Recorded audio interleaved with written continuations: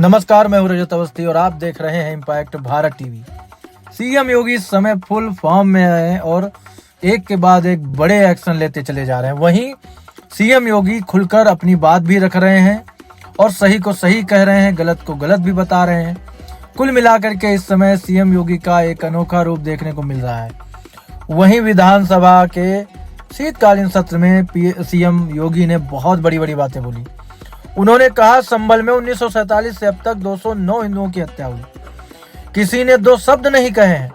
हाल में मारे गए लोगों पर आंसू बहाए जा रहे हैं। उन्होंने कहा कि पहले दिन जो सत्र है, शीतकालीन सत्र जो विधानसभा का उत्तर प्रदेश का है, उसके पहले दिन यानी सोमवार को सीएम योगी आदित्यनाथ ने कहा, संभल में 1947 से अब तक हुए दंगों में 209 हिंदू मारे गए, किसी ने एक बार भी उन निर्दोष लोगों के लिए संवेदना व्यक्त नहीं की।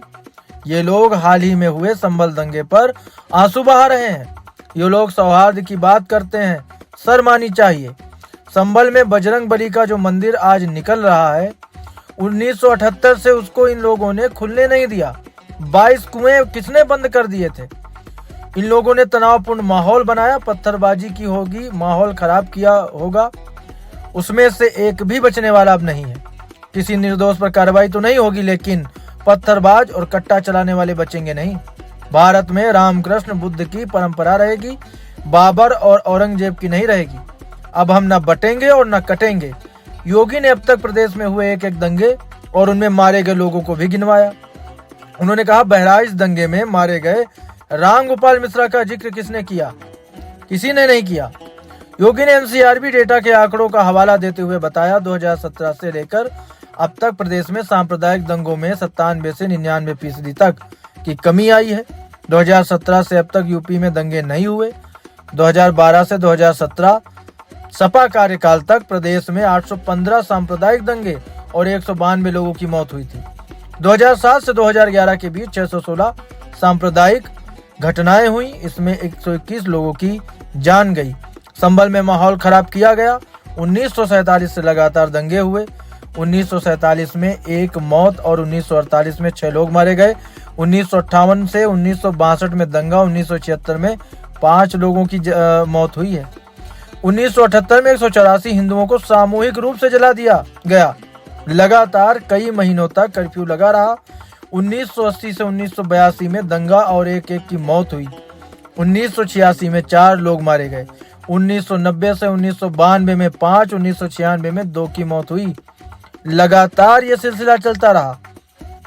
सीएम ने नेता प्रतिपक्ष से कहा, बाबरनामा पढ़ना चाहिए। इसमें भी कहा गया है कि हरिहर मंदिर को तोड़कर ढांचा खड़ा किया गया। पुराण भी कहता है कि श्री हरि विष्णु का 10वां अवतार संभल में होगा। न्यायालय के निर्देश पर डीएम और एसपी शांतिपूर्ण तरीके से सर्वे को संपन्न कराते हैं।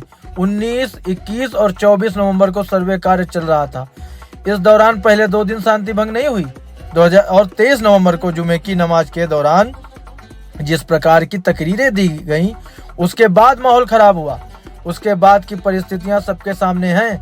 हमारी सरकार ने पहले ही कहा है कि हम जुडिशियल एक्ट बनाएंगे, जो एक्ट के अंदर बना है। सदन में उसकी रिपोर्ट आएगी, तब दूध का दूध और पानी का पानी हो जाएगा। सीएम योगी ने कहा, 1947 से अब तक संभल में 209 हिंदुओं की हत्या हुई है। एक बार भी निर्दोष हिंदुओं के लिए 2 शब्द नहीं कहे गए किसी से। घड़ियाली आंसू बहाने वाले लोगों ने निर्दोष हिंदुओं के बारे में 2 शब्द नहीं कहे। 1978 में दंगा हुआ, तब एक वैश्य ने सबको पैसा उधार दे रखा था। दंगा होने के बाद हिंदू उनके घर में इकट्ठे हुए तो उन्हें घेर लिया गया।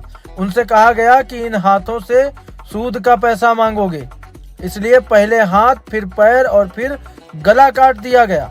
सौहार्द की बात करने पर इन्हें शर्म नहीं आती है।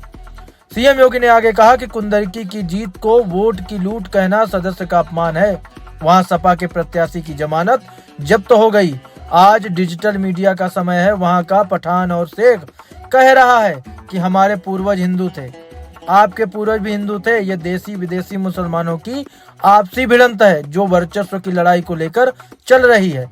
सपा सच पर पर्दा डालने का प्रयास कर रही है, लेकिन सूरज, चांद और सत्य को बहुत देर तक कोई छिपा नहीं सकता। सत्य जल्द ही सामने आएगा। योगी ने कहा, रघुराज प्रताप सिंह ने एक बात साफ की, तब तथ्यों को छुपाकर कब तक जनता को गुमराह करेंगे। हर व्यक्ति जानता है कि कोर्ट के आदेश पर सर्वे हो रहा है। सीएम योगी ने आगे कहा, मुस्लिम समाज का जुलूस मंदिर के सामने से अगर निकल जाता है तो कोई समस्या नहीं होती है। हिंदू समाज की शोभा यात्रा मस्जिद के सामने से निकलती है तो दिक्कत क्यों हो जाती है। कल मैं कहूंगा कि मुझे अल्लाह अकबर का स्लोगन अच्छा नहीं लगता, तो आपको कैसा लगेगा। मैं जय श्री राम, हर हर महादेव और राधे राधे कहकर जिंदगी काट सकता हूँ। पश्चिम यूपी के सभी लोग अपने सामान्य संबोधन में राम राम कहते हैं, ऐसे में जय श्री राम सांप्रदायिक संबोधन कैसे हो गया। हम मिलते हैं तो राम राम कहते हैं, अंतिम यात्रा में भी राम राम कहते हैं। हमारा तो कोई काम राम के बिना होता ही नहीं है। ये सारी बातें सीएम योगी ने अपने संबोधन में विधानसभा के शीतकालीन सत्र में कही है उत्तर प्रदेश में।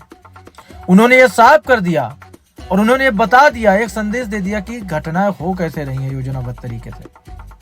उन्होंने कहा कि अगर किसी मस्जिद के सामने से जब हिंदुओं की कोई शोभा यात्रा निकलती है तो दिक्कत क्यों होती है, वहीं जब दूसरे पक्ष की शोभा यात्रा निकलती है तो क्यों कुछ नहीं होता। कैसे एक पक्ष को आप गलत बोल सकते हो। उस समय कुछ नहीं होता और इस समय क्यों दिक्कत होती है। अगर हिंदू यात्रा निकालता है तो क्यों रामनवमी पे दिक्कत है, क्यों हनुमान जयंती पर दिक्कत है, क्यों दुर्गा पूजा में दिक्कत है। ये सारी चीजें उन्होंने अपने बातों में रखी है और उन्होंने कहा कि जब बेकसूर हिंदू मारे जाते हैं, जब उनकी निर्मम हत्या की जाती है, तब कोई क्यों नहीं बोलता। और दंगे के बीच में अगर कुछ जाने गई हैं और उसके बाद लोग घड़ियाली आंसू बहा रहे हैं। जान कैसे गई वो भी जांच का विषय है, उसकी जांच चल रही है। उन्होंने कहा वो भी सामने आ जाएगा कि किसकी गोली से कौन मरा है, क्या हुआ था। लेकिन जो दोहरा रवैया हमेशा से जो है प्रतिपक्ष कर रहा है, विपक्ष कर रहा है, उस पर सीएम योगी ने अपना जो स्टैंड है वो आज क्लियर कर दिया। और इससे अब बिल्कुल पूरा उत्तर प्रदेश का जो भी कम से कम हिंदू समुदाय तो खुश ही होगा। सबसे बड़ी चीज है कि अगर आप सच को सच बोलते हो तो इसमें कोई गलत बात है ही नहीं। एक जो देश का प्रधानमंत्री है, एक जो प्रदेश का मुख्यमंत्री है, कोई भी हो, उसका दायित्व होता है कि वो जनता को निष्पक्ष तरीके से जनता की समस्याओं पर बात करे। और उन्होंने यही किया। उन्होंने कहा कि प्रॉब्लम कहाँ है। उन्होंने कहा प्रॉब्लम यही है कि जब बाकी समुदायों के जब त्योहार आते हैं उसमें जुलूस शांति से निकल जाता है, लेकिन जब हिंदुओं के त्योहार आते हैं और जुलूस अगर मस्जिद के सामने से निकलता है तो विवाद शुरू हो जाता है। तो भाईचारा किसकी ओर से कमजोर हो रहा है या रहा है हमेशा से, ये सारी चीजें उनके इस भाषण से पता चल रही हैं। उनका ये संबोधन किसी भी प्रकार से एक सामान्य चीज नहीं है। उन्होंने एक तरीके से पूरा मामला ही स्पष्ट कर दिया। उन्होंने कहा भाई, जब एक कोर्ट निर्धारित करता है सर्वे के लिए और टीम जाती है सर्वे करने, फिर उसके बाद भी अगर वहां पर उन टीम के साथ में इस तरह की घटनाएं होती हैं तो उसके लिए कौन जिम्मेदार है। अब वहां पर कुएं मिल रहे हैं, वहां पे मंदिर मिल रहा है संभल में जगह जगह, तो इससे पता चलता है ना कि वो तो मंदिरों की धरती है एक तरह से। अब वहां एक आंकड़ा आया कि भाई 250 गज का मंदिर आज 10-20 गज का बचा था। इतना अतिक्रमण हो गया वहां पर, वहां से हिंदू भाग गए, उनकी हत्याएं कर दी गई एक समय में। तो संभल के बारे में उन्होंने तो संभल का पूरा इतिहास ही अपने विधानसभा सत्र में रखा, क्योंकि बहुत लोग चर्चा चाहते थे, संभल पर चाहते थे, विपक्ष चाहता था। तो विपक्ष ने हमेशा संभल पर चर्चा चाहिए और उन्होंने इस बार की। उन्होंने बताया कि भाई संभल की जो घटनाएं हैं वो नियोजित तरीके से हैं, वो नियोजित करके हैं। वो घटनाएं अपने आप नहीं हो रही हैं। और बड़े स्पष्ट तरीके से सीएम योगी ने एक बात को रखा है। उन्होंने ये भी बताया कि भाई विवाद क्या था, वर्चस्व की लड़ाई थी।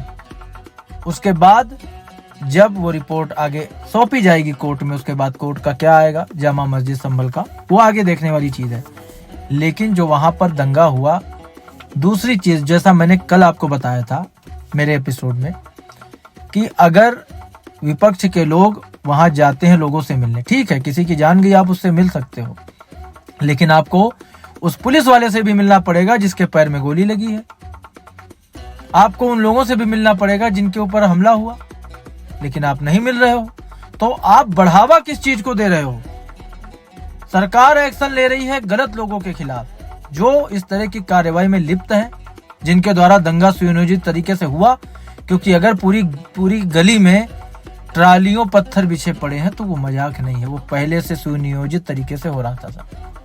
ये सारी बातें सीएम योगी ने अपने संबोधन में कही। अब आगे वो क्या बोलेंगे वो आपको हम बताएंगे, लेकिन अभी के लिए इतना ही।